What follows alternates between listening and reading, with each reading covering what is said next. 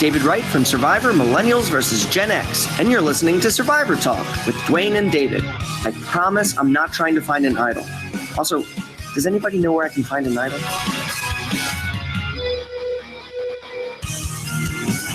Welcome to Survivor Talk with D&D. We're just two best friends talking about the show we love, Survivor.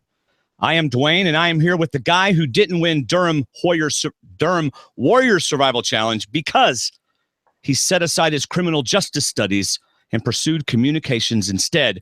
My co-host and best friend, David Jones. I wish I was young enough when I played that to have set aside my college studies if I was still in college at that time. Oh, how many times have we heard? Well, let me introduce Kelley first, who I just introduced. We have a wonderful guest today. We love her. She's been on the show several times. We are one of her favorites. I mean, I didn't say that. All the way from some unpronounceable city in Washington, two-time Survivor player, Kelley Wentworth. Ephrata. Hey, Dwaine. You don't know how many times? I mean, Probst, I'm sure he didn't know Cirie's actual number, but you don't know how many times Kelley's been on our show? Is it 3, 4? Probably. Oh, yeah, because we've done a Kelley and Friends show that's for patrons only. Yeah, that's Plug right. to become a patron. Man, okay. Wow. We had Varner on that show. We had Cirie? your dad, Sierra, Don Thomas. Did we have Malcolm? Was he on there? No, Who else was on there? There was one more. I don't remember. Oh, yeah. It was But it's a on very our- memorable night for her, I can tell. She was like, I have to find people to be on this show, Dwaine. Just call me when it's time to start. Yeah, she made a lot of effort. She got her dad.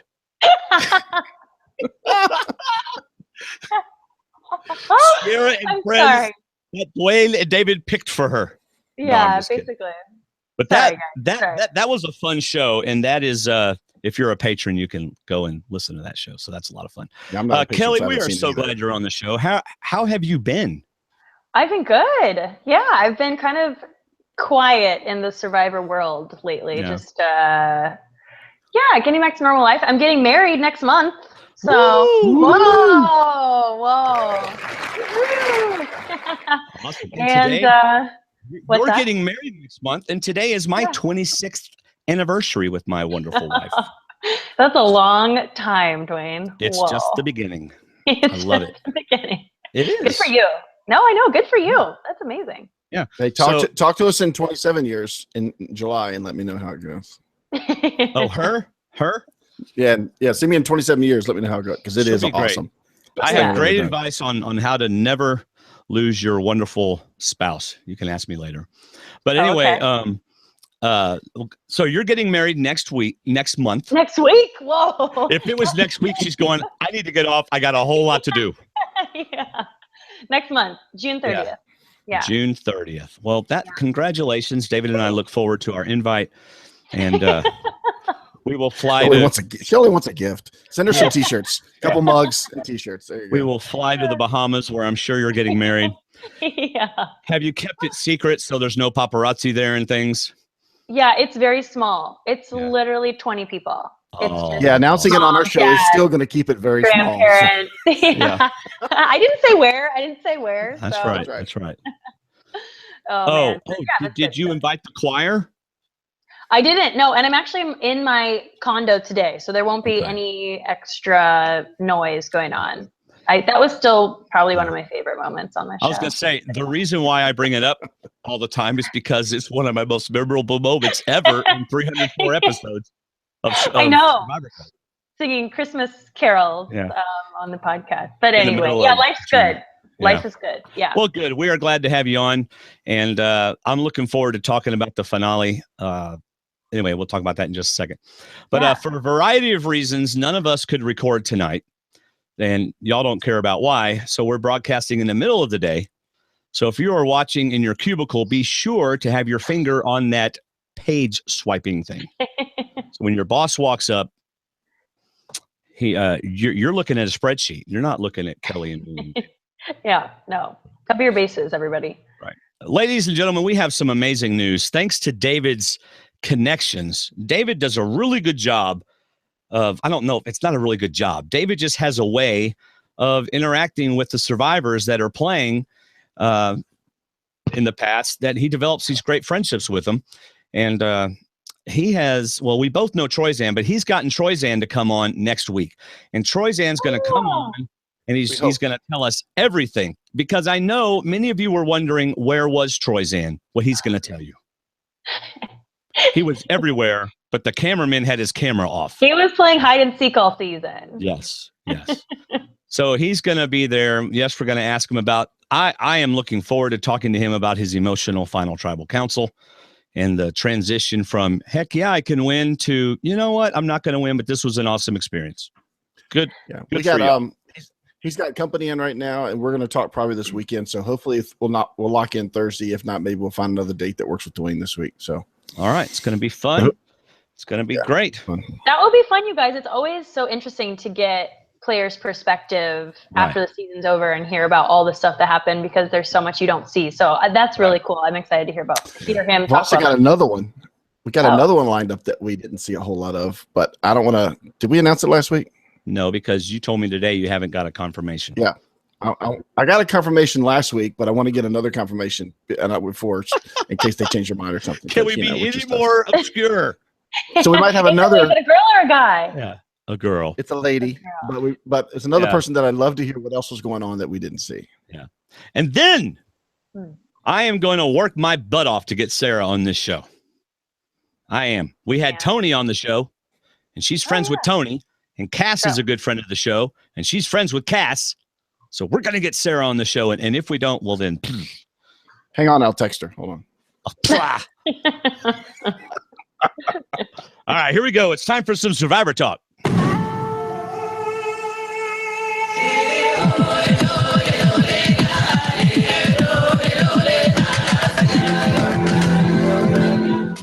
All right, I don't know about y'all, but I loved this season. I was wary going in. No, I love every season of Survivor. I enjoy watching Survivor, period. But I wasn't sure. But man, they have, in my opinion, they have delivered this season. Not CBS. The players have delivered this season. I have mixed feelings. I feel like I went up and down on the season. I did like it. I feel like it's one of those where when I go back and watch it again, I'll appreciate it more.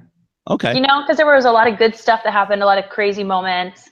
I'm really upset about the Cirie situation, which I'm sure we'll talk about. But I think there's some parts of it I didn't like. I thought there were too many advantages in the game. It just kind of didn't seem like it was as fair. But I did like the season overall. And of course, I'm a little bitter that some of my favorite people went out early. But I'll try to not let that change my mind about the season as a whole. But that's part of the reason why I liked it. Well, I'm not, personally friends with them, so it's not the same for me. But one of the reasons why I liked it is because some of those good players did get out early, which shows you that people were playing the game. They weren't just going, okay, Tony, we'll just wait for that later, or Malcolm or whatever. We'll just wait. They went after him, which I liked. Yeah. I would have liked to have seen him play longer. Although Tony tried to do last time's game, and that didn't work at all. That didn't work. That was a horrible strategy, but we don't need to go that far back. I don't even. Yeah, the guy runs out into the woods, turns around and goes, "No one following me." Oh, well. I like that this season turned into kind of a second chance towards the latter half of the season. We had a lot of people playing for the first time, a second time. And we did get a lot of big names out of the way pre-merge. And who knows if we'd have gotten Sarah, if we still had Malcolm, or if we still had JT, who knows how the game would have turned if they not gone. So I like the fact that we got to see a lot of people that we haven't seen but once, and not 5 or 7 or 12 times. But I love the second chance season idea. I thought that was a really great season, and I like seeing people play a second time. You play a third time, you got a resume. I can't imagine Ty playing again, but he's going to play again at some point. No, and he's going to find 12 idols, and he's going to get manipulated, and he's going to be the same person. But what was so great about this season was watching Sarah play like I thought she would play in Cagayan, because she was my pick in Cagayan, but it didn't work out. But I loved that she adapted and played the way she did this season. And I that's what I enjoyed about the season. people wise. There's some things I didn't enjoy, but otherwise there was some other stuff. Yeah. I don't know. I feel like, and I don't want to get to Sarah yet, even though she's top on my list. I want to address something that Kelley said first. But I don't know. I think Sarah was playing such a great game that I think she might have won regardless, but we'll get to that later. Kelley, you made a good point. Let's go ahead and address the whole Cirie thing. Wait, did you just call her Cirie like the phone app? Crap, I just every week. No, I don't. I've never done it. He just woke up so many iPhones. No, I have never done it. I have never done it, and I can't believe I just did it. You know what? It's okay. I would take that out of the podcast if it weren't for the fact that I don't mind people laughing at me. You have to leave it. It's okay. Yeah, I know. That's half the fun of our show is laughing at me. So. Okay, so Cirie. Cirie. Go ahead. Start the Cirie conversation, Kelley. Well, okay. Like many people, I'm a huge Cirie fan.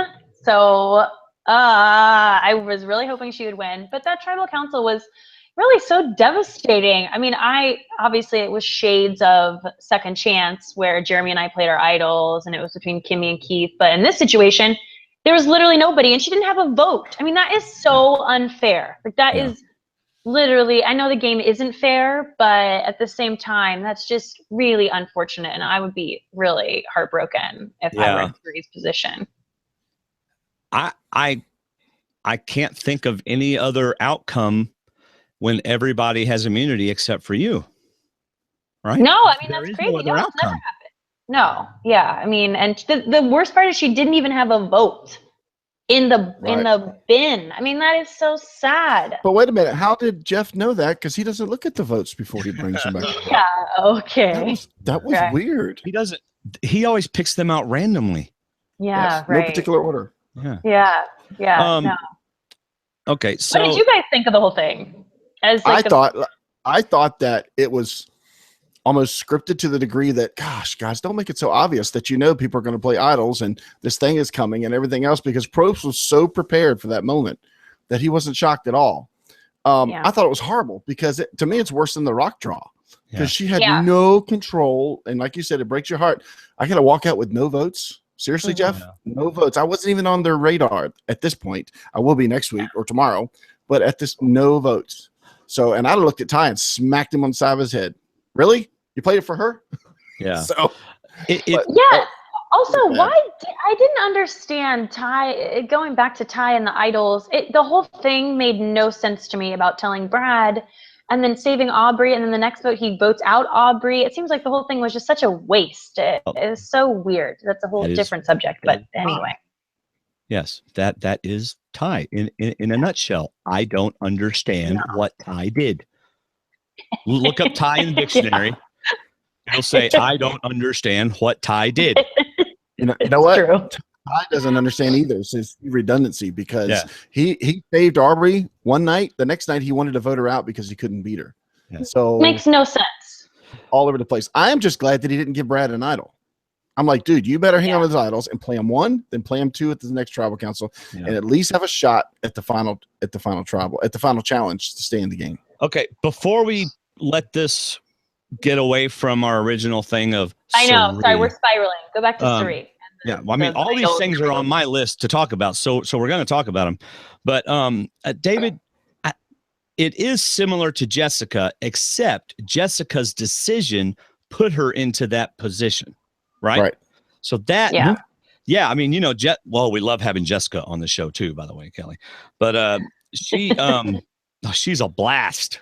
I don't know if you've seen any of those, but are great. That's like saying we're having such a great time at dinner, but I really had a good time at dinner with that other person. No, that's not what I'm saying. I said as well. He knows. Oh man. Hey, when I was dating Connie, this is absolutely horrible. I should not share this with you, but we were at lunch at college and we're sitting there. And they were like, Connie's pretty or whatever. And I said, you want to see pretty? And I pulled out an old picture of my old girlfriend. Oh my gosh, Dwaine. I know. Okay, we should probably go back to talking about Cirie. Okay, all right. But listen, what about for Cirie though? Cirie, who never got a negative word from Probst, who only got encouragement from Probst, even at the reunion got a solo curtain call to come out by herself. What a better way for somebody of her legendary status, and I do consider her that because I do think she's a really smart player, to go out of the game, not getting voted out her last time. Oh, let's have a fan vote. Who gives her a fan award? Let's give her money. But I mean, what else can you give for somebody like that? It's kind of a legendary way to go out. Oh, I know. They didn't vote her. Yes. She just went out as that. It is, but that whole production thing they did with bringing her out on the stage, they know they screwed up. Like, they had too much stuff. They know that was not right to have somebody go out of the game like that. Because they had too many idols in play? You mean? Yeah, like, can we go there now? Too many advantages. Like, they know that was... Hello. Yeah. Yes. That's why they brought her out and she got her own thing and they praised her because they know that was super crappy. Yeah. It's to show our apology. We want to give you this check. Yeah. Where's the $1 million? So let's go ahead and bring back fan favorite for just this season and give her $100,000. Yeah. Why not? You know she'd win it. But anyway. Because life's not fair, Dwaine. That's right. That's right. Life's not fair. And production can screw up every once in a while. No. Yeah, that's true. But don't bring that up in a reunion show or they will get on with you about it. But anyway, so yeah, Cirie, I felt oh man, that's just a bummer that okay, so we've done that enough. But man, she earned respect for me this season. Early on in the pre-show, I was like, Cirie's not all she's cracked up to be. Well, I was wrong. And I think I said that about week 3 or week 4. Yeah. And from then on, it was a pleasure to watch her play, to watch her manipulate people, and the way she worked with Michaela and things like that. Mm-hmm. And but I love that she wasn't just one-dimensional. Sorry, right. I love that she wasn't just one-dimensional. She could finish puzzles. She could knock out puzzles. She could help in challenges. So she wasn't somebody just said, all right, we're going to a challenge. All right, let me wait. Okay, let's go back to camp so I can talk some more and be Cirie. Because she's great at camp. She knows when to walk up and she knows how to work people and manipulate people. Everybody knows how to manipulate Ty now.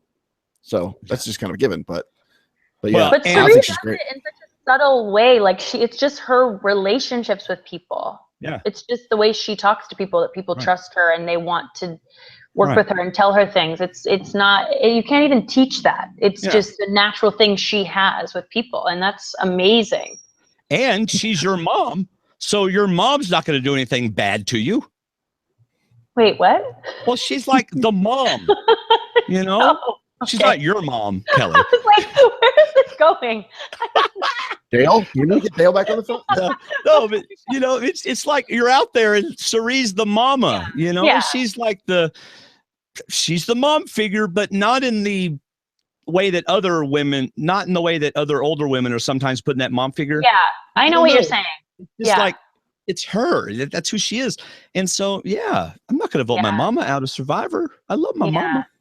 Yeah, she is so gutsy that she went to Ty last week. And to get him to trust her. And he said, I don't know if I can trust you. And she says, when you see me stand up to play that, will you trust me then? But the problem is he will have already voted. So she's asking him to trust her before she has to prove that he can trust her. Because then she's going to kind of mess him up on that. But okay, let's talk about that. Because that was a brilliant plan by her, to the point where she sat on the log. Don't make fun of my stuttering. We love you, Kelley. I thought you were stopping yourself from saying Cirie again. Cirie. So that's why I was laughing. That's not what I was doing. So much to the fact that she sat there and went, I don't even know if I can pull this off. Right. And this will get exposed next week. But even Probst didn't realize. Nobody realized except for one person on the.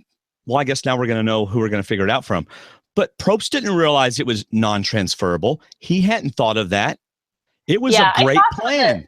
I saw some of the exit interviews that people were saying something, or I don't know what's been floating around, but Michaela shared that Troyzan said she didn't want to give Troyzan a lot of credit, but Sarah was and Brad was on Twitter that he's the one that said, hey, you need to read that again.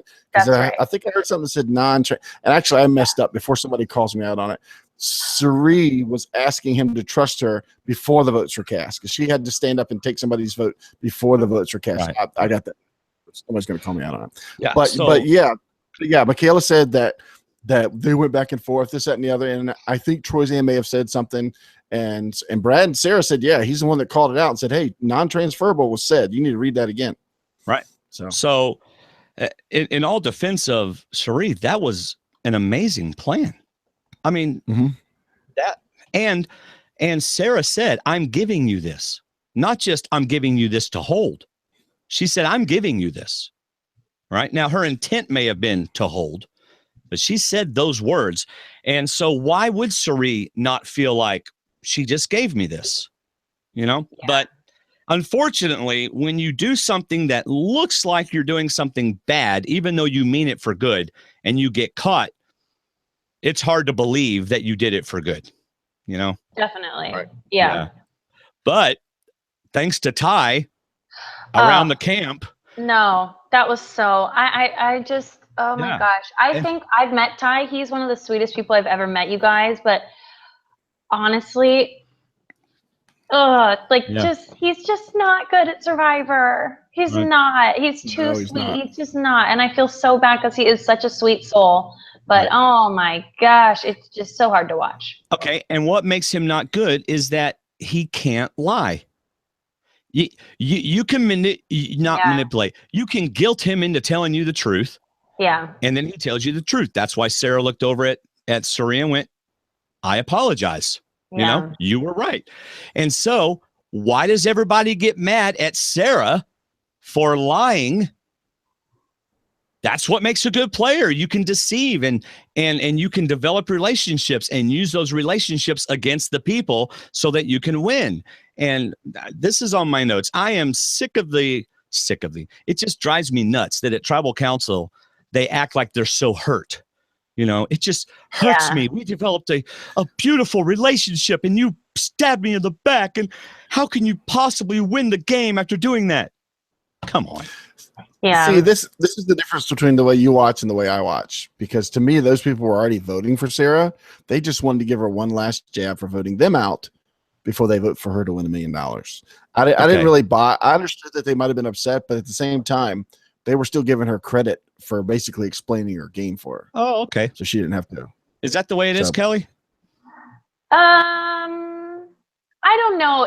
It's just so different for everybody. So I'm the type of person where I can definitely see the difference between the gameplay and like your actual relationship with people. Mm-hmm. And to be honest with you, everyone says like, oh, like these, you know, this turns into family or whatever, but it's not. Those aren't your friends and family. Like when you get home, like I talked to maybe 2 people from all my 2 times I've played. I mean, because it's a relationship for 39 days. It's not your entire life. So I don't understand why people get so upset. I'm like, it's a game. We all came to win $1 million. Survivor's been on for 34 seasons. Like, you know what the game's about. I don't know why there's any shock factor here. So I see what David's saying, but I mean, you do go into Final Tribal, I think, knowing who you're going to vote for. I mean, it's pretty, you know how you feel. But I do think that on the other end, that those were obviously genuine hurt feelings. Like Andrea was crying, which is so weird. Yeah. I don't understand it. Like, you know, I think it's just more the emotion when you're sitting on the jury is you still feel disappointed that you're not at the end. Like, I think that's where the emotion comes from. Right. You're upset that you're not there. I mean, it's still very hard. So do you feel like Andrea and them are more emotional than, say, like a Michaela or a Zeke, right? And so they do feel the same way as Michaela and Zeke in that props to you for outplaying me. But they're just more emotional, so they don't present it like Michaela and Zeke. Yeah, I just think they're not so obvious about it. Yeah. You know, because when you're sitting on the jury, you still want to be heard. It's like your last, like, oh, I can really, you know, I can say what I want to say, and you have to listen because you need me to win. Mm-hmm. Right. Okay, but I get a kick out. I mean, let's just go ahead and say it. I get a kick out of watching Michaela. She was a treat for me. Every time Final Tribal Council came around, I was just getting my popcorn out and looking forward to whatever Michaela was going to do. And she did not disappoint. Yeah. And I loved when she asked Brad for him to tell her Yes. Like, what do you know about me? Yes. I thought that was so funny because it's so true. I mean, she caught him. Yeah. He's like, oh, well, you're like literally the basics. Like, I know where you live and I know what you do. It's like, after 39 days, you should probably know where somebody lives and what they do for a living. And then he kind of fumbles around. Yeah. I mean, what do you want, Michaela? What do you want? No further questions, Your Honor. Yeah, that was classy. Yeah, I love that. Loved it. Yeah, I just hope that the next time Probst calls her, because he will call her again, I just hope that she watches the Ponderosa video she made this season and compares it and contrasts it to the way she was perceived in the game. Because she was not the happy camper in game. At Ponderosa, she's one of the funniest, most delightful people you can watch. She was having a ball, but at the same time, you got to fake it at some point. You don't want to be the person destroying camp and destroying morale. I mean, almost everybody was ready to vote her out. They tried, and they flipped the vote to Haley at the last minute. But I don't know. I hope she learns from that, learns from what Cirie told her, gets more coaching or something, because I think she's a neat person. She's very articulate, but she needs to control her way, her manners. Definitely. Yeah. But I still like her breaking out the cup and eating grapes or whatever. I wasn't a big fan of that. Yeah. I know you weren't. It was fine. I was kind of in the middle. I mean, I thought at times it was funny, but then it almost was too much at the same time. She wasn't drinking a cup when she got voted out, was she? Well, no. And okay, that actually brings us to a good transition, because we were talking about how much we liked Cirie and how much and how good of a game she played. And as good of a game she played, Sarah still outplayed her. Sarah turned that whole situation around. And who did she take out? Cirie's second hand. Took out Michaela right away. Hurt Cirie's game big time. And that's just one example of how well Sarah played this season. Sorry. I think, the reason Sarah won is that she always had her finger like on the pulse of the game. Like, she always knew what was going on, and that's how you have to play, as a step ahead. And so she was always just knew where to go next. So she did a great job. And I think that's because she spoke to everybody. She conversed with everybody. Everybody, to me, that was a secret of her win, was that everybody was okay with her winning, because at some point everybody thought they were playing with her and everybody thought she had their back until the last minute. And people like Zeke, I loved it when Zeke went to Ponderosa and said, I can't wait to watch the rest of this. She got me good. They got me good. They took me out. They should have, because I was going after them next. But he went to it with such a positive attitude to Ponderosa that he couldn't wait for the rest of the season. That's the love of Survivor, instead of going there being bitter and stuff. But she made relationships with everybody, and Brad didn't. I mean, and I thought that was a big deciding point, and that everybody thought they were with her. There was a vote where there was a vote for every person on that jury where she voted with somebody except for Haley, and then later on she voted against them. She voted him out. So everybody was with her at one point, and at the same time she put everybody on the jury. Yeah. She also did a brilliant job at Final Tribal. I think the way she explained her game was perfect, and so that was really, really helped. And on the other end, Brad putting Ty as the last jury member was a horrible decision. I mean, if he had put Troyzan there or Sarah there, I think he may have gotten more votes. But sending Ty after being so nasty to him, I think that was a really terrible decision on his part. And again, I agree. Go ahead. Well, again, I feel like that is another testament to Sarah's game, because Sarah was obviously, to us, was obviously going to win. The only person who might have beat her was Cirie. Yeah. And yet Brad and Troyzan didn't recognize that. Yeah. Because generally, when you're at a position where you don't win immunity and you're at 4 and you are obviously the dominant player, your game's over. Right? Yeah. And not Sarah. And then she even manipulated that to the point where I don't even know. I just feel like she even manipulated that. In fact, I was going to ask you, what was Sarah's strategy with Ty going into final? Am I Final 4? Yeah. No. And she had won immunity. No, going at Final 4, going to Tribal, where she was talking with Ty. What did she accomplish?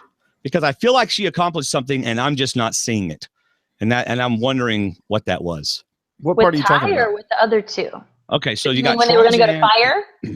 Yeah, her whole talking with Ty about let's we could tie the game and we could go to fire and things like that.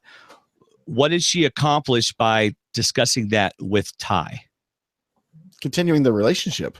If anything, she put herself first before Ty, which is the game itself. But she said it, and I'm just going to relate it to what Kelley just said about Sarah's work at Tribal.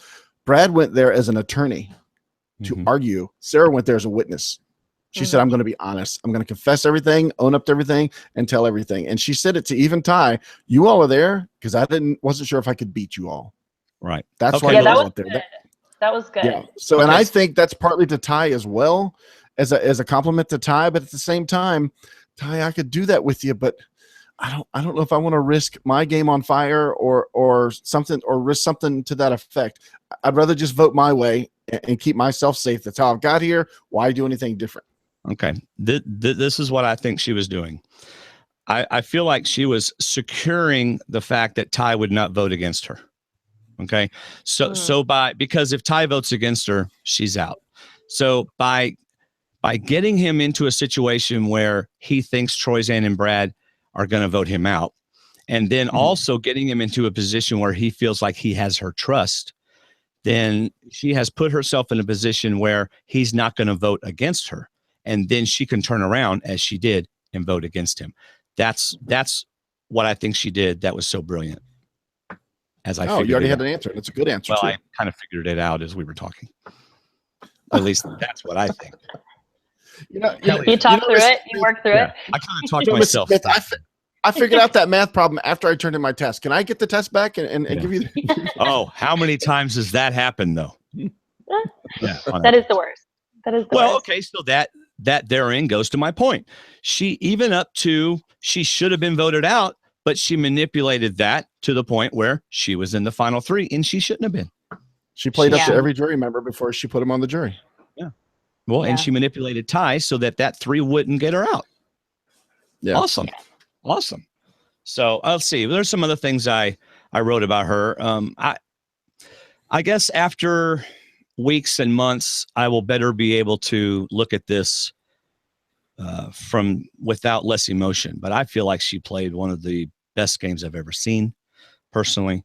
I love the fact that she talked to Tony a lot, and that we know Cass told us that she and Cass talked so much about her gameplay this season, which says a lot. Her and Cass and Tony are all friends, and that Cass and her talked so much about this game and how Sarah was going to play. And I think Sarah came in ready to win. She had power, but she didn't ever use it like Brad used it. She was always listening. She was always looking, and she was willing to play the way she needed to play.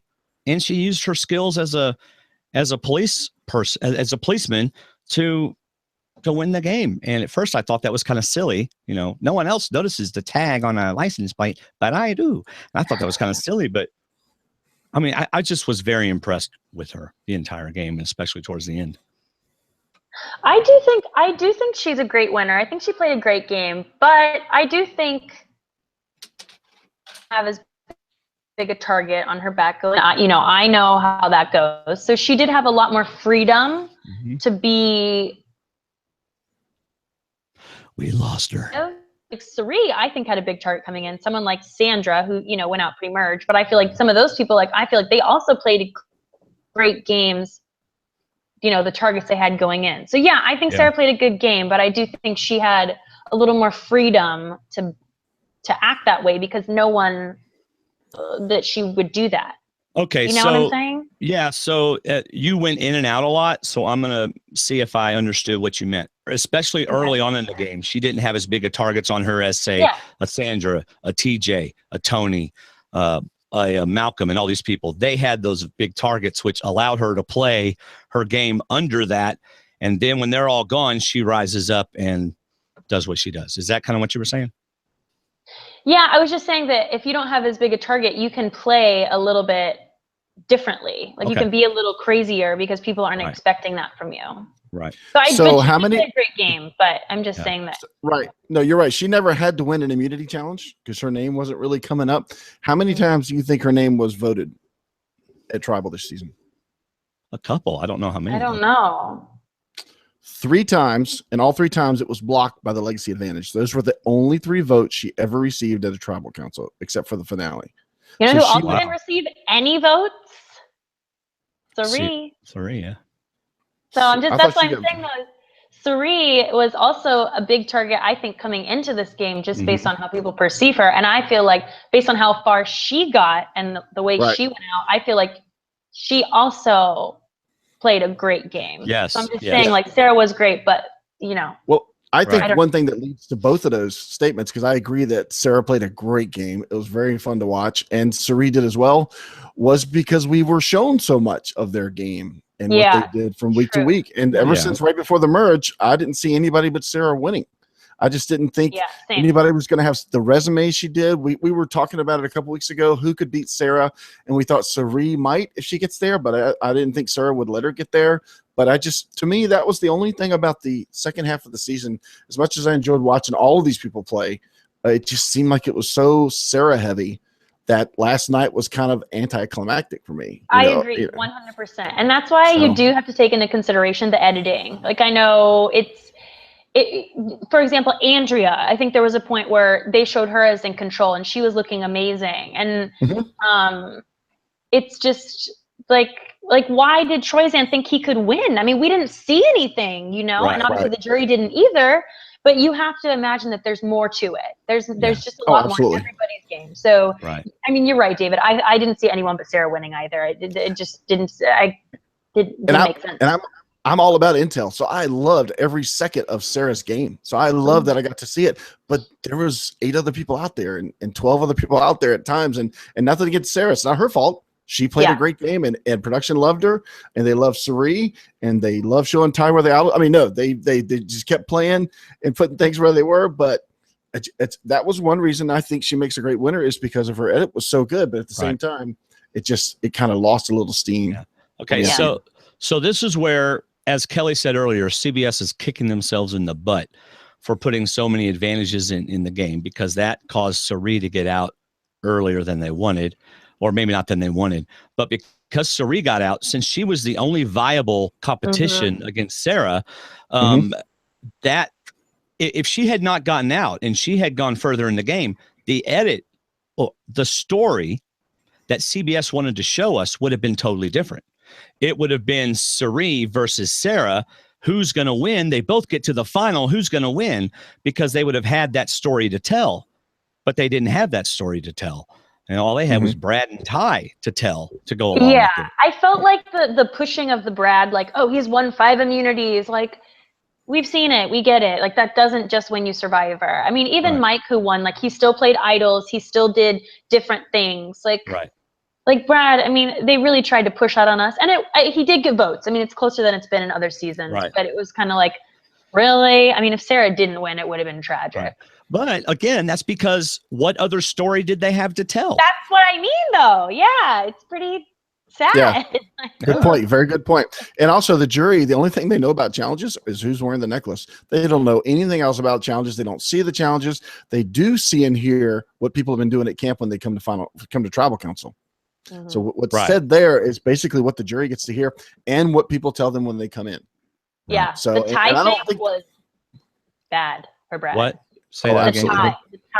The Ty situation was bad. The Snickers bar, when he needed a Snickers. He was so look, part of working with people, especially if you're in a position of power and you're trying to get them to do something you want them to do, is to know who they are. If you look at Ty, you don't treat him like that, because you're not going to get anything from Ty by doing that. You've got to handle Ty differently. But Brad couldn't do that. He didn't have the arsenal in his leadership skills to be able to handle Ty the way he could. So instead, he's just like bullying him.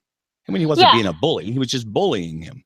He was, though. And as someone who is in the NFL and should know about leadership and talking to people, that was really bad form. Oh, I agree. And even as a lawyer, I mean, it was really kind of shocking, that behavior. So something else that came up, and I wonder if it led to him being as confident as he was or as aggressive, was winning the immunity. You won a late individual immunity. Did you carry that badge like you had more control of that tribal council? Did you?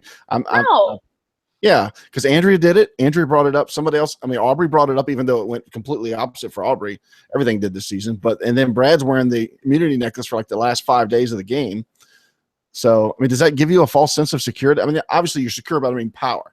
Power seemed to come out of wearing that necklace. Oh my gosh. No, not for me, because you're looking at one day. And I think that was Andrea, going back to Andrea, I think that was her fatal error in this game, was like, well, I have the necklace, so now I can make a big move. It's like, just because you're wearing the necklace and you're safe, just take it that you're safe. But that still doesn't mean that you want to throw your whole game away. You have to still be thinking 2, 3, 4 days ahead. So I don't look at it that way. I think it's interesting that other people do.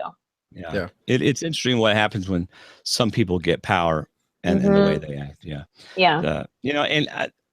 Going back to Brad, just really quickly, I don't see this as a character flaw so much as just a lack of leadership ability.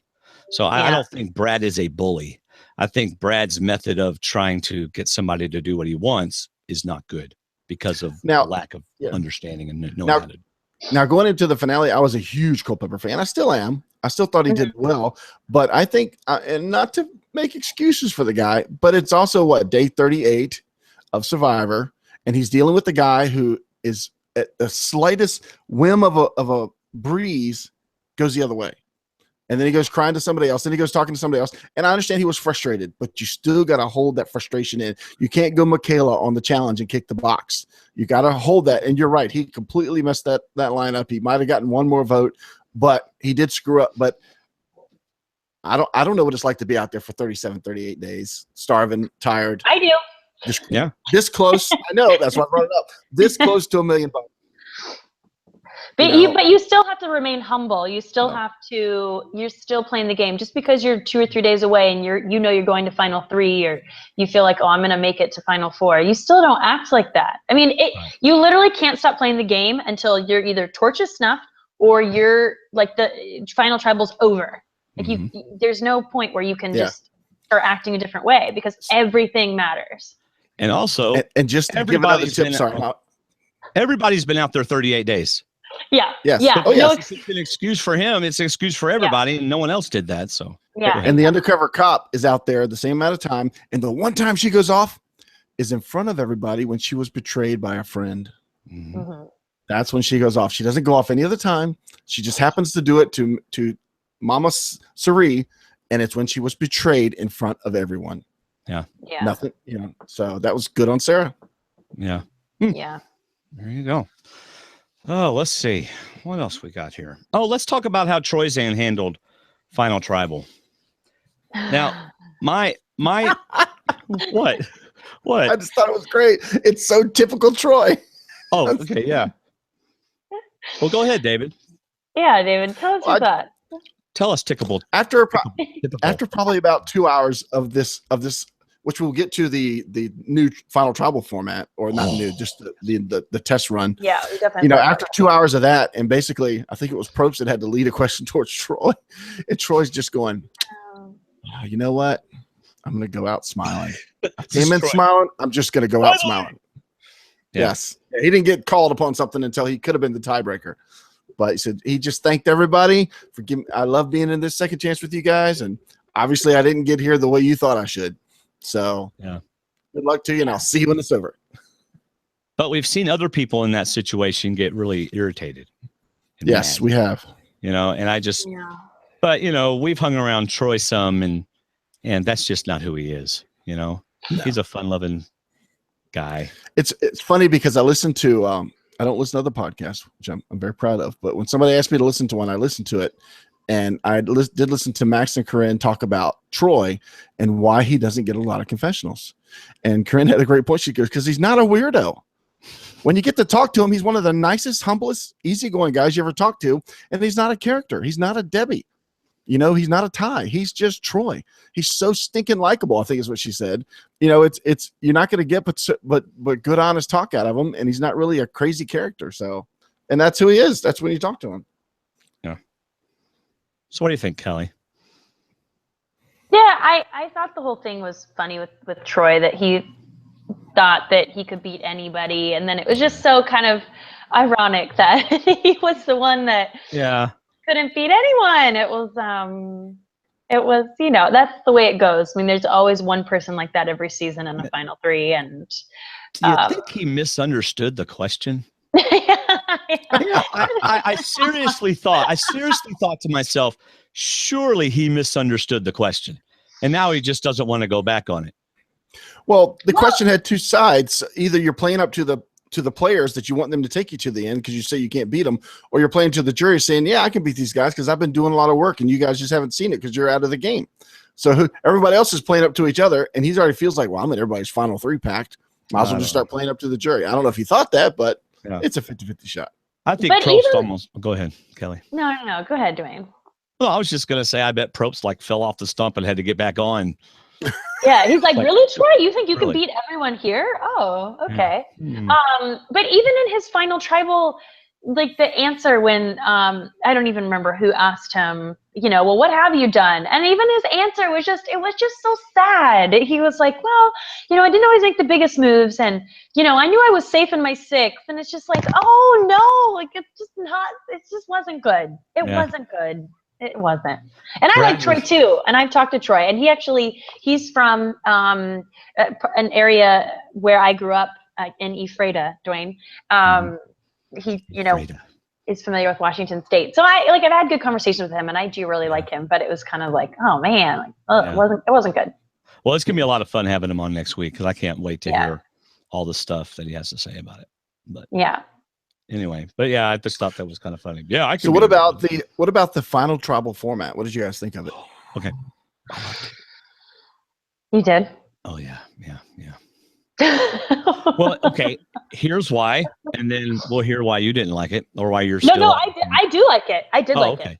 I loved it because conversations go places, right? Yeah. And that allowed conversation to really happen and real things happen, rather than a predetermined speech and some answer that doesn't get any response. So we got to hear some actual responses and new ideas at the final tribal, and I loved it. Yeah, I agree 100%, because there was this natural flow, and you actually, it was this open conversation, and you actually got to hear people talking in a normal way versus someone getting up there asking a stupid question, or asking a question because they want to be remembered at their final tribal, or are you okay, Dwaine? Sorry. No, you're fine. You're fine. Just making sure you're all right. I really, really, really liked it. I thought it was awesome. I hope they did. So I'm for it. I hope they did it in 35. I really do. Which I think they probably did, because they probably liked where it went too. They can get a feel for that. But. Well, what I liked was people had a chance to do follow-up questions. Mm-hmm. Like you said, the discussion continued. Stupid people didn't get to ask stupid questions. They were given topics. Because you said all my reasons too, but he gave them topics which didn't necessarily line up with what the words he was using, but at the same time, it kind of formulated into a discussion. Like you said, I'm going to throw out a topic and let you guys discuss it. Now, who wants to go first? I like that. I like that once I spoke, I wasn't done. If Dwaine asks a great question, gets a sorry answer, I can follow it up with a follow-up question. Yeah. And you can follow up on someone else's question. Exactly. The only thing I didn't like was, and I agree with Mark Percy, too much Probst. He just talked and talked oh my gosh, he talked. It's like Dwaine in a podcast. He just talks and talks and talks. But it just seemed like a lot. It seemed like he was really going out of his way to try and explain this. And I'm like, he's like, look, I want you to ask questions about outplaying someone. Come on, and I'm sure the jury was prepped for this in a way. Surely they were given some kind of lead into this. Well, I don't know. So surely they had questions. Yeah. So, but I agree. No big speeches. I'm the center of attention here because I'm on the jury, and I'm going to make a speech that ends it all. And who knew who was going to speak last? So that didn't matter. Mm-hmm. So I thought it was a really good idea. And then even they're addressing Brad, and Sarah has the freedom to get in on the conversation. Yeah, right. exactly. You know? Yeah. When she stopped and said, well, Brad may have won all these immunities, but my game was different, and this is what the tools I had to use. I mean, that was just so great. Like, it just did allow her a chance. When someone just asks you a question, let's say they get up there and they direct a question at Brad, and then nobody else gets to speak on it, and it's like, well, that question could have been good for other people. Right. I like that. I like that a lot. You know, that's a really good decision CBS made. I think that's one of the better things they've done to change the game in a long time. That was just, in my opinion, really good. Let's see. David. Hello, See where I'm going here. David. Uh-oh. David, your accomplishment of being on this show for over 300 episodes should not be lost on people. Only 2 people have done that. I know. Stop. I know, because I am one of those amazing people, and I want to make sure that everyone realizes that I am just as good as you, David, even though you were at the final tribal and I'm sitting here on the bench wanting people to love me. That was Ozzy. That was so embarrassing, you guys. It was, it just goes back to what I was saying about people being able to say their last piece and get their last word in. Like Brad, I'm just as good as you. I'm just not sitting there. It's just like, oh my God, let it go. Like, we get it. You are in an elite group of 5 with me and some other dude. some other people. Yeah. Some other person. Yeah. I don't know who they are. And I wouldn't know it was you if you weren't here in front of me. Oh my gosh. Oh yeah, that was weird. He did that several times, and he speaks as though he is the survivor. I know everything about Survivor, and you must listen to me because I know. That's how he speaks. But you guys, that's Ozzy's game. He's so like one note. Like, that's always been his game, is just win immunities. And so his reasoning for, being Brad's soldier or whatever, it was like, yeah, because that's all that you do. Like, it's making me think you literally can't see like what good gameplay is. Yeah. It's kind of strange. Pretty sure 4 is enough, right? I mean, 3's company, 4 is too much. Yeah. 5 is, forget it. Please. Cirie, sure, bring her back. I don't care. Yeah. But no, we don't need more of Ozzy. By the way, Deborah added another job to her list of 1,000 jobs. She is now Ozzy's first lieutenant, or whatever she said. Yeah. She will use that in some other future something. At one time, I was a volunteer assistant to Ozzy. She's putting that on her LinkedIn as we speak. Yeah. Boy, she was crazy. She was crazy the whole season. She was wild. Yeah. Of course, you know that the whole thing with Brad was all just a show. I heard that. Yeah. I am glad to say that David and I at least suspected that. Oh, you did? Something Troyzan would never do. What? He's not a character. Yes. Man, that was scary. That was a scary episode. But anyway, let's see. We already talked about that. David, you got a topic you want to bring up? I'm telling you, I was like half asleep by the time it was ending. Dude, it was just because it was good. I really felt for Brad at the finale when Probst wanted to go into let's see how you would have won. And all he wanted to do was apologize to Ty. I love that. I've been in that situation where I said more than I probably should have to somebody, and all I wanted to do was find him and apologize to him. And I love that. It makes me like him even more. I liked him in the first season he played, but he's had a year to apologize, David.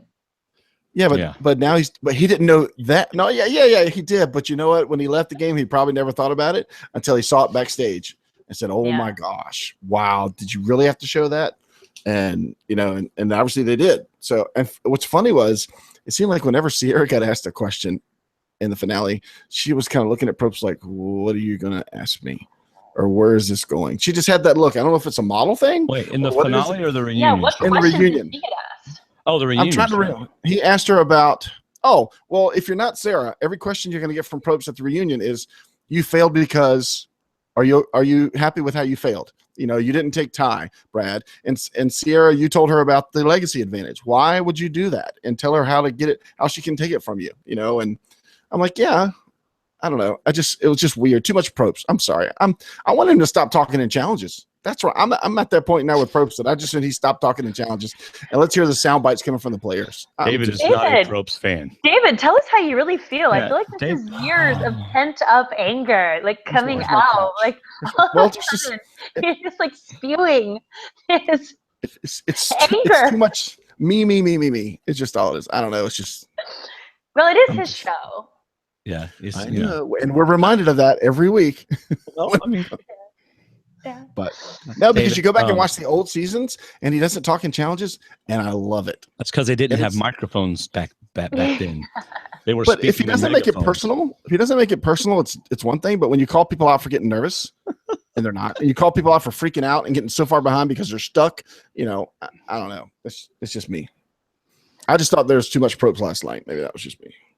We didn't get that. Really? You didn't watch the whole show. I mean, you feel like there was too much Probst? I did at the final tribal. And I'm man enough to admit it. See, I'm being honest here. I'm not defending myself or being an attorney. I'm just being honest in the podcast. So. Okay, I only watched the first part of the reunion. I'm not a big fan of the reunion show at all, but I did love seeing, and Kelley, you've probably seen this side of him, so I'm sure you recognized it. But I even recognized he was getting flat out irritated. He was pissed. That's what I was thinking. He was mad. You could tell he was mad. He was really, because I mean, Brad was just, yeah. There's only so much time, and so they want to ask what they want to ask, and it's the Jeff Probst show, so he wants to get in his questions. Yeah, he was peeved for sure. You could tell on his face. Right. Now, did you recognize that? Yeah. So you've seen that side of him before? Oh, yeah. There were a couple of times in Second Chance where he would literally call people out at tribal council and say stuff like, if you're just going to say yes or no, like, why would I even bother asking you a question? Like, he can be nasty. Yeah, he can be. But that's the way of manipulating. It's true. He probably gets him to talk after that, So no. What was the comment he made to he doesn't? Cirie? Kelley's like, no. Nice try, Dwaine. What was the comment he made to Cirie about not knowing things or something people think I do but I don't, or something? Was it about something being scripted or something he said to Cirie when she came out there and everybody laughed? I forget what he said now. Probst said something during the show when he called Cirie out by herself. He said, because, we don't know how things are going to go and yada, yada, but people think we do. But, I remember that. I forget what he said, though. Maybe some of the chat. Well, he was basically saying, people accuse us of knowing what's happening. It was also metamorphosis. He said that word just came out, and how that worked out that way. And No, because well, and they couldn't have known that was going to happen at tribal. But when have you ever seen Survivor use a word that's not a part of the game? Exactly. Like metamorphosis has never been used as like a key word in Survivor. That was the weirdest thing. I'm not sure what was going on. It's also out of character for the game because the game was about changing the game, not changing the people. But it was about metamorphosis is about people changing or about something changing, not about the. I don't know. I didn't think it lined up. It was really odd for that episode. Well, and I would propose that they did have an idea that might happen at Tribal Council. Especially, okay. I mean, yeah, I don't know. Yeah. I got my hat on. Speculation. Got my hat on. Yeah. So you didn't watch the reunion show. You didn't miss much. No, I only watched through the, like what I said, where, he did the thing. He talked to Zeke for about 15, 20 minutes, and they talked to Varner for about 2. Yeah. Varner, I love Varner. Varner's a great guy. Yeah, I know. Yeah. CBS pretty much threw him under the bus for their agenda. So there you go. Yeah. Tell us what you really think, Dwaine. Huh? What? Tell us what you really think. I make one sentence. You get on your soapbox and jump around. It's my soapbox. That's right. And I'm proud of it. All right. I only have a couple more notes before we get to feedback. And I think we've already talked about it. It's not a game. It's not a game for a guy like Ty. Oh, but this isn't particularly a spot on his character. Speaking of Ty, we're all not policemen. We're all not empathetic counselors, so we all are different and we all interact differently. But I think an empathetic counselor or even an extreme like Ty is just not a good fit for this game, in my opinion. But we already talked about that. So, all right. Well, we can get to feedback if y'all are done. If there's nothing else you wanted to bring out. Kelley, was there anything else you wanted to bring out? No. I felt like, and that's so funny because I feel like we kind of got through the finale so quickly, but it really was just like Brad being a bully, winning immunity, Ty making bad decisions, and Sarah winning, and the Cirie vote. Like, it's kind of like, it was pretty. It was a decent finale. It was okay, but my only other thought was I still love Aubry. I think she's awesome. Oh yeah. So, what happened to Aubry this season? It just goes to show that editing really can change. It was very strange to me the way she was shown her first time versus this time. It seemed like she just kept getting on the wrong horse. She kept getting behind the wrong group, and it's so funny that Andrea had power with her idol, and then Aubry wins and she has power with no, she doesn't. She's actually on the bottom of the vote, going the wrong way. It's just I don't know. It's like she opened up the wrong door every time she had a choice. There you go. And sometimes she didn't even have a choice. But it's even strange that she went from her first season to being the person that everyone thought should have won, that everyone loved, to going to this second season. And you guys, this is so awful. And I really like Aubry a lot. But there were times when, Arlen and I would be watching, we'd be counting on our fingers, like where we thought the votes are going.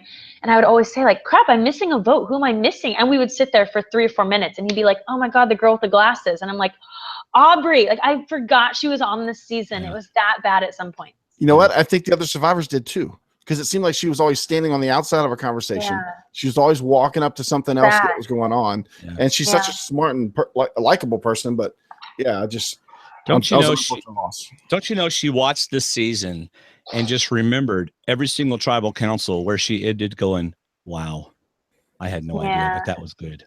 It's like all this great gameplay is going on and I don't get to be a part of it. Yeah. So how about those challenges? We haven't talked about the challenges. Did y'all like those 2 challenges being the challenges? Let's talk about the maze thing. How about Ty following Brad around? That would irritate me to death if I was Brad. He's got to do what he's got to do. That was cool. I would have loved to have done that challenge. That was huge. Oh, I know. Huge. Yeah.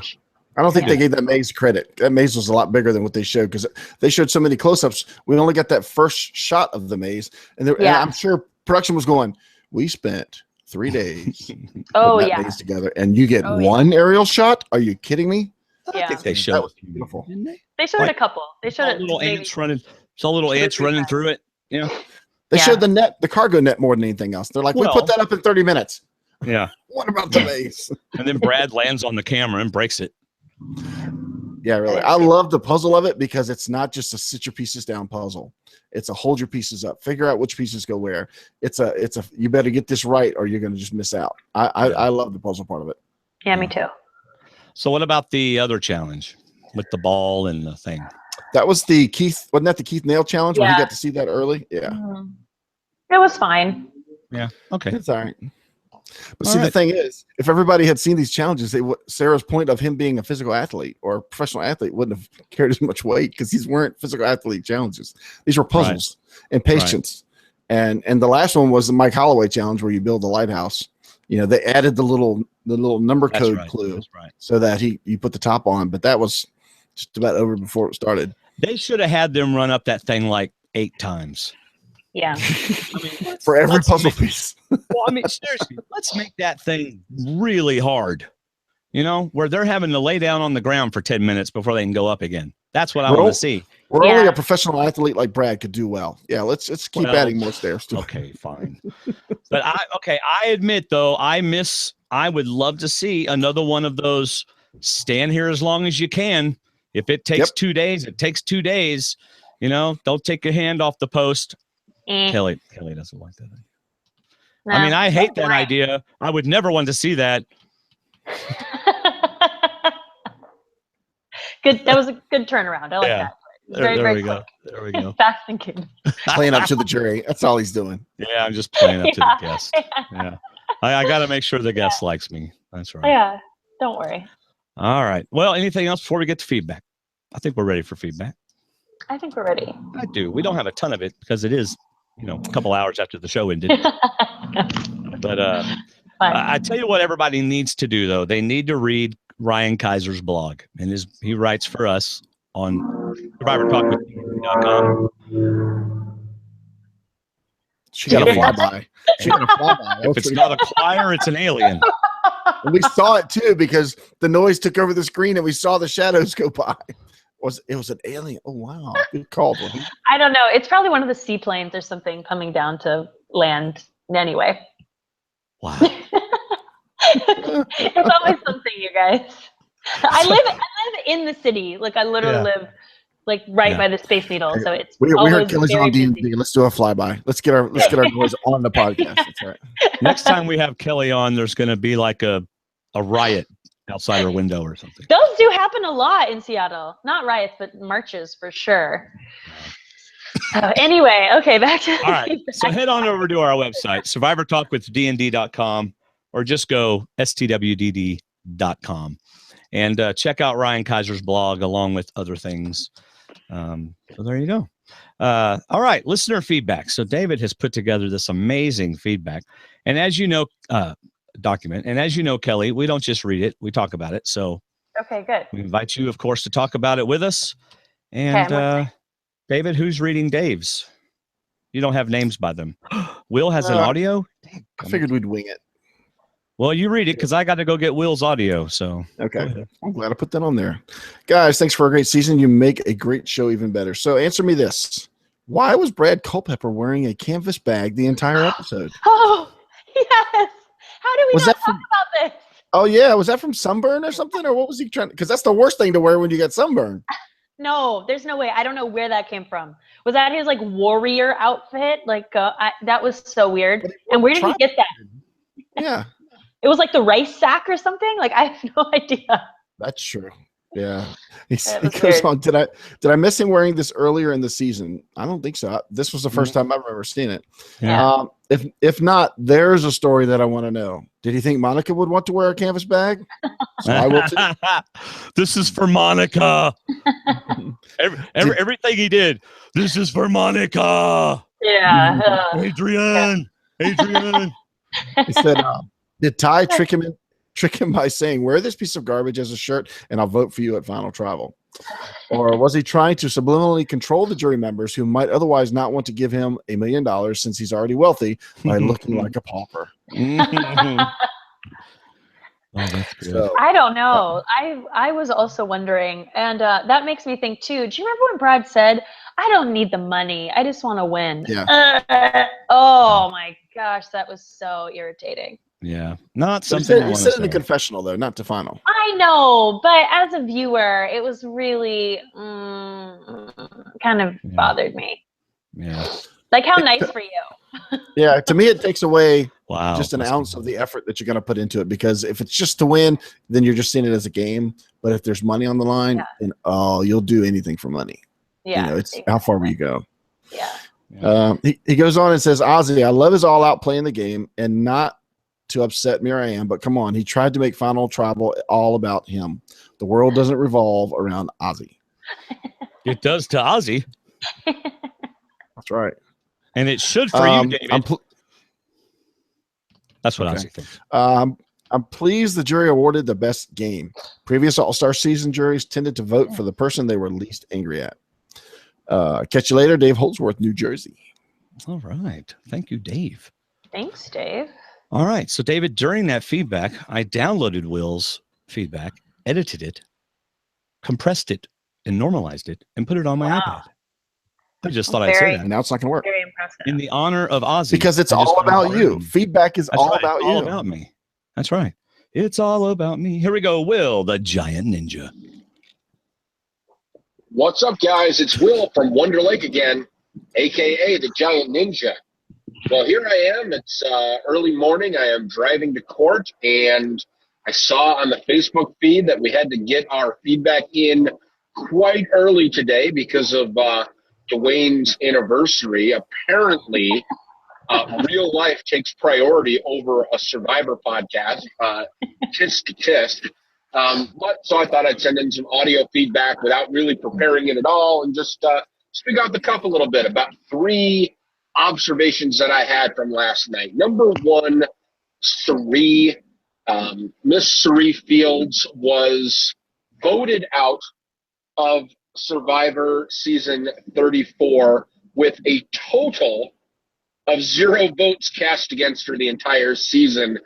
That's what happens when there are 3 immunity idols and an advantage and a immunity idol all in play in the same round. One person is not immune and they go home. Cirie, that is simultaneously a horrible and a wonderful end to your Survivor story. I predicted it last week on the Facebook feed, and I wish I was wrong about it, but it came to be. So, good game. Sorry to see you go. Number 2, Brad. I don't know what the editors did to me over the last 2 or 3 weeks, but I legitimately was cheering for Brad. I wanted to see Brad win the game. I was pulling for him during those challenges. I was hoping that he would make the right moves, which he absolutely did not do, and I was disappointed that he didn't win. So I find that odd that I went from pulling from Sarah and believing that Sarah would win to still believing that Sarah would win, but starting to pull for Brad, to thinking maybe Brad would pull this out and really cheering for him, to being disappointed with a Sarah win, or more accurately with a Brad loss. I'm not sure what happened to me there, but the final tribal council for me was a reality call, because frankly, when you see Zeke and Michaela and Cirie on one side of a debate, and you see Ozzy and Debbie on the other side of the debate, I would like to think that I am on the Cirie and Zeke and Michaela side of things. But last night I was not. I was cheering for Brad. So I wanted to analyze Brad's game for just a short minute and see where he really, really, really went wrong. And it's with Ty. And I think he knows that. Number 1, how he dealt with Ty at Final 6 and Final 5. And number 2, not taking Ty with him to the end. Because as Jeff correctly pointed out during the reunion show, if it had been Brad, Ty, and Troyzan, Brad is your winner of Survivor Season 34. So he and Troyzan should have voted Sarah out when they had the opportunity at Final 4. But he let his emotions control the day. And that is never, never, never a good idea. And finally, number 3, I want to talk about Sarah, our winner. Sarah Lucina, Officer Sarah, the person who tried to play like my favorite Survivor of all time, Tony Vlachos. She didn't play like Tony. She did some flipping. She did the best she could. Nobody's a Tony. Tony is a unicorn. There are no other Tonys. But I do like that she tried to emulate his game. She was, like Tony, granted numerous advantages in the game, but also like Tony, she made those advantages. She engineered a situation through her personal relationship where Sierra Dawn Thomas, the fan favorite sheriff that she is, would leave her legacy advantage to Sarah and promptly voted Sarah out. She saw the vote steal that was plainly there for Michaela, but Michaela was too emotional to observe the situation and reach down and get it. Sarah saw it. Sarah did get it. Sarah made her own chances in that game and took full advantage of them. And she made very, very, very good moves. She played a good game. I'm not sure what happened along the way that made me stop pulling for her, but nice job, Sarah. Way to go, Officer Sarah. And with that, I need to go to court, so hopefully I win. Later, peeps. Will at the Giant Ninja. All right. Thank you, Will. So I found that interesting. He was disappointed in a Sarah win. I didn't really see that coming. Okay, I guess y'all did. No, I thought when he started talking about Brad that he was going to say that the editors fooled him because he had been pulling for Brad, but then at the very end, he was no longer because of his behavior. But he didn't. He said he was pulling for him the whole way through. So interesting. Well, no, he said he was going for Sarah. Or not going for. He was figuring Sarah would win. Then he was figuring Brad would win. Yeah. Then he was disappointed that Brad would win. So, interesting. Yeah. Well, but like he said, why didn't he win? Because he made some major mistakes. Yeah. That's very true. Yeah. Which we said already about Ty and all the shenanigans. Well, I think he lost before Ty even, but yeah, that was that. I wonder if, sure, was that production's way of saying he's definitely not going to win? Or was that just saying that, see, it's still Brad. No matter what, it's still Brad. So, because, he's right. They did give him quite a good edit, I thought, throughout most of the season. Yeah, I think so, too. Oh, yeah, especially like early on when he's going around camp and making it decorating. More. Yeah, I mean, that's cool stuff because it does make it feel more at home. He cries. He cries with the women. Aubry called him one of the nicest people out here. Yeah. Debbie made up with him. So, yeah. Debbie. Let's not spend any extra time on Debbie. Okay, Andy Westover. Kelly's like, let's get the show moving on. Let's don't stop on that topic. Let's keep going. Another season. Yes.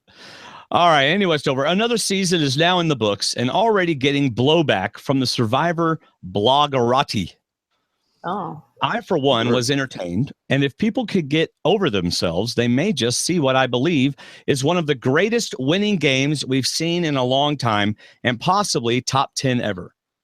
Here are some highlights of her resume. 0 votes cast against her throughout the game, despite being constantly identified as the major threat in the second half of the game. Only 8 other winners have made it through similarly unscathed. She had 3 votes. They just didn't count. Right? Mm-hmm. Isn't that what we said? Okay. Mm-hmm. Number 2, she apparently had a tremendous social game. We didn't always see a lot of it, but we constantly heard how everyone just loved Sarah or she was their best friend out there. Seriously, like everyone said that. Number 3. Yeah, we never saw a scene where it looked like Sarah was meeting someone. It was always like the continuation of a conversation. To me, that's what I got out of it. Every time she was talking to somebody, it's like they'd already talked about stuff. They were just continuing the conversation. There you go. Number 3, she voted correctly 10 out of the 11 times. 11 winners have been perfect on their votes. Wow. And she was darn close. This suggests that she was aware and involved in the voting. Number 4, she effectively tricked Cirie into giving her the legacy advantage. Number 5, she fooled Cirie with the vote steal advantage and essentially tanked her game. I don't know if she fooled her, but anyway. She was also the only one to notice the secret advantage at the challenge and somehow was able to go and get it without anyone noticing. I'm not sure how that happened. That's something we didn't talk about. So, Kelly, can we talk about that since we didn't talk about it? Sure. Yeah. Yeah, no, I know exactly how she did it. I love that she brought that up because no one knew. Yeah, that was good. That was really smart. Yeah. By the way, I did this and they're all going, oh, wow. Yeah, that was good. Yeah, so good. So to me, part of that was Sarah playing 100% of the time. Yeah. And there's people out there that obviously I would guess are not playing 100% of the time. Yeah. Well, Michaela was up there just being pouty. Snarky. Yeah, pouty and snarky. Until she realized continuing being pouty and snarky while the whole world is loving Cirie walking across a beam. It was not in her best interest. See, now I'd be one of those people that'd be sitting on the wood going, okay, hurry up and get over. And then I'd be looking at everybody getting up and going, well, I guess I got to get up or everybody's going to think I'm a jerk. And I would get up. You'd be the loudest cheer. Yes. All right. She fooled. Number 6. Overall, she was incredibly bold and fearless and very adaptable. She was able to move from voting block to voting block without any apparent blowback. Was her game perfect? Of course not. But how many actual game blunders do we remember from her? Compare that with someone like Adam Klein. where we were constantly wondering what the heck he was doing. Any mistakes she may have made were largely unseen or were effectively mediated by her social game. Her game has been frequently likened to, yes, ma'am. In Adam's defense, he was a first-time player. Mm-hmm. So he did make mistakes, but you learn a lot from your first time to second time. Yeah. Okay, keep going. Did you hear Adam's chicken story? No. No, that's okay. Go to our YouTube page and look up, and I made just a clip, so you don't have to watch the whole show. It's a clip of Adam tells what actually happened on the first day when they all went and who stole the chickens and what happened. It's quite funny. Okay, I'll go watch. Okay. Her game has been frequently likened to Tony, only Sarah was able to smooth things over with her own social game rather than being dependent on someone like Trish to fill that role. Oh, okay. He meant as that's what was different than Tony's game. Sorry. I hope that with time and perspective, people will see her as the great winner that she is. Considering that this was an all-star season with an unprecedented number of twists and general complication, she should be a lock for a spot in or near the top 10. Andy Westover, Cameron, Missouri. What's going? Is the bloggerazzi saying she's not a good winner or something? Is that what's going around? I don't know. I don't keep up with that. I have no idea. I don't either. David, do you have any idea? Not that I've read. So, Andy, if you want to share any or give links to them, I guess you can put them on our Facebook group, but or you can comment. You don't have to. If you don't want to share the link, just comment on what you read, because I haven't read anything too negative yet. Yeah. The only thing I would say about that we didn't get this season, it's not necessarily on Sarah. I did read Dalton Ross's review, his 9-page review. Oh my goodness. Of the finale, and he mentioned, and I totally agree, that one thing the twist, the idols, the advantages did was it caused so much attention for them that we lost some story arcs, and we were limited to Sarah's story arc and towards the end Brad's story arc. But there were so many segments of the twists and of the idols and of the advantages and where they were involved and people revealing advantages that it seemed like it just went from segment to segment instead of giving us story arcs. Like with Adams, I thought with Adam we had a good story arc, especially towards the end. But I don't know. I would say she was a really good player, but she just played a 90% social game, 5% physical and 5% luck. She just played she relied on her social game, that she was always in the numbers. The one time she did not vote right was when the vote was for Michaela and it suddenly got switched to Haley right after the merge. Every other vote she was in on. But it was her relationships that allowed her to jump from block to block, is that people were so comfortable working with her that she could fit right into those groups. And how many tribals did she go to before the merge? 2, I believe. I got it right here. Okay. And she also, you have to remember, when they had that swap, like she was never in a danger.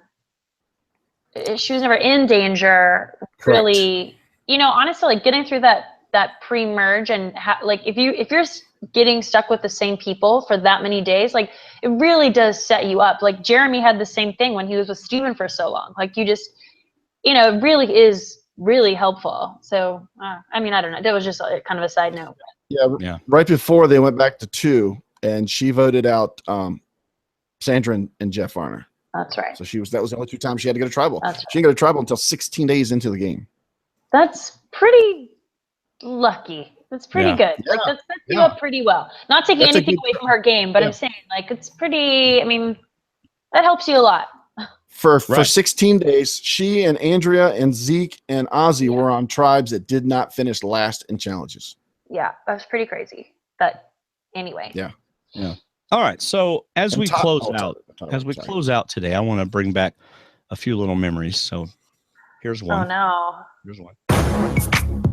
No. This is Kelley Wentworth from Survivor San Juan del Sur. Take it You're away. about to listen to one of my favorite sources for all things Survivor. This is Survivor Talk with D&D. Well, okay. Why do We're going to use that next year, weren't we? I sound like a different person. I sound like I've been smoking for like 20 years in that. Well, probably because you were right up to the microphone and you spoke into the microphone. Hello, this is Kelley Wentworth.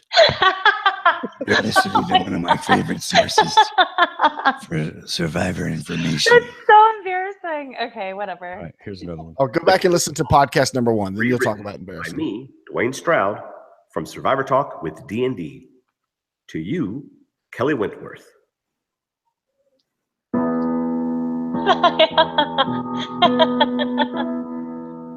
Kelley, my friend, you were on Survivor. Can we listen to this? Is that okay? That's fine. And we watched you. We felt fine. You fought near the bottom. Oh, well. And hid idols near your bottom. You made this season worth all our time. Oh my gosh. Kelley, Kelley, Kelley, Kelley, Kelley, Kelley, Kelley, Kelley, Kelley, Kelley, Kelley, Kelley, Kelley. Why? Because you're Kelley, Kelley, Kelley, Kelley, Kelley, Kelley, Kelley. Kelley, Kelley, Kelley, Kelley, Kelley, Kelley, Kelley. That's funny. I forgot about that. That's hilarious. Wow.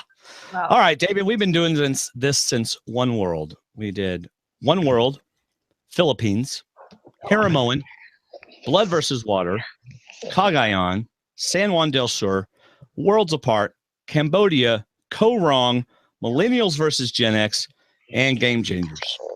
And we will be doing the unfortunately titled Heroes versus Healers versus Hustlers next season. And I just want to, in front of everybody, thank you for yes, and in front of Kelley's dog. Thank you for the wonderful time of podcasting with you. And it's been an awesome several years, and I really enjoy it. And so thanks, David, for being a great co-host. I thought you were going to say we started with Troyzan, we end with Troyzan, and we're done. I thought this was the last one. No, so, no, we're not done. No. So there you go. If you would like to support Survivor Talk financially, you can do so by heading to our website, stwdd.com, scrolling down and clicking on the flippy things. Amazon and Patreon, you can do that. I know. I made them flippy so people would want to touch them. Oh. Sorry, I did not mean it that way. No. So this being our last podcast. All right. So those of you who are still with us hanging around, thank you very much. If you listened in your car, be safe. If you listened at work, I hope your boss didn't catch you. And I would just like to ask if Kelley first, or not first, because give you time to think about it. David, do you have any final words for everyone before we head off? Yes, we do hope to have a few post-game interviews. So follow us on our Facebook group, and we will share it on that page. And Dwaine will probably tweet it, but you'll know when we're having them on live, so that if you want to go in the chat room and join us, ask questions that surely we will not think to ask, you can do that. But we'll let you know if we get to talk to these folks and when that's coming up. Awesome. Do you have any final words about the show or about the season? I was asked that today, and I overall graded it a B+. All right. Only because I enjoyed Sarah's win. I enjoyed everything we saw about Sarah's win. Like you said, it was very fun to watch, and I love that part of the game.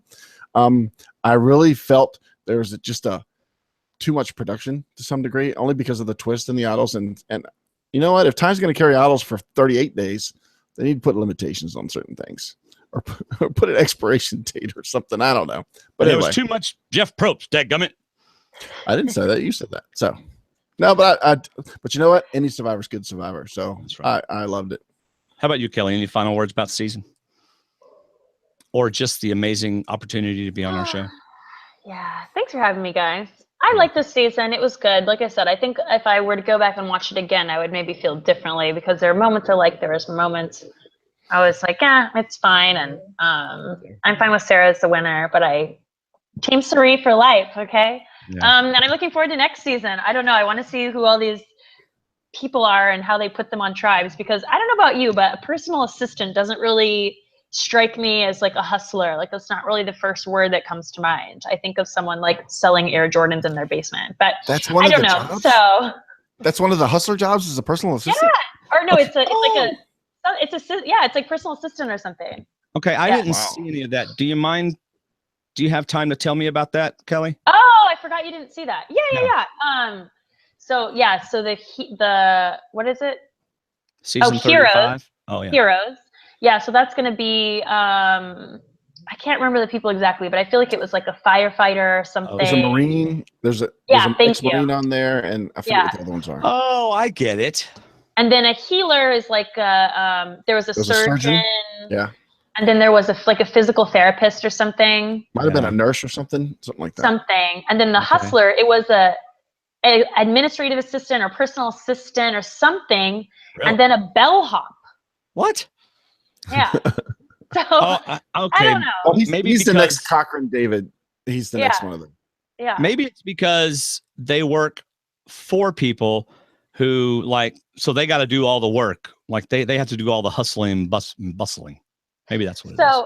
So you're watching last night and Arlen saw Hustler and he's like, are they going to have a drug dealer? I'm like, no, I don't think so. But that's what you think of initially, but I don't think so. Yeah, we're going to have the Italian mom on here from Chicago. Yeah. This guy has killed 50 people. Yeah, so I'll be. That's next season. Meanwhile, someone's filing paperwork and they're in the hustler category. I don't know. But anyway. That's next season. The Mafia versus Moms versus Mormons. Wait, what? Versus what? What was that? What? The Mafia versus the Moms versus the Mormons. Just go. Oh my gosh. Jehovah's Witnesses versus Mormons. Okay. Forget it. We're probably not far off from that, you guys. Based on this new season, I'm a little bit like, okay. It's a stretch. It's a stretch, to put it lightly. But anyway, that's all you missed, David. Dwaine, you'll probably see more coming out as it gets closer. But all right. All right. The only thing I had to say left about the season is I enjoyed it. I'm looking forward to the summer, and I will enjoy the next season when it comes. Until then, after we get done with our post interviews, after that, I will be chilling out with no Survivor for several months. I'll be like Kelley and just kind of disappear. Yeah, I'm not going to go to any parties that I'm invited to. I'm not invited to. That are sent to this address. Yeah, I'm not going to start a GoFundMe to get me back on the show. I'm not going to do anything like that. There you go. Oh, all right, then. That is it for me and David and our wonderful guest, Kelley. And so we will see y'all later. Everybody say goodbye.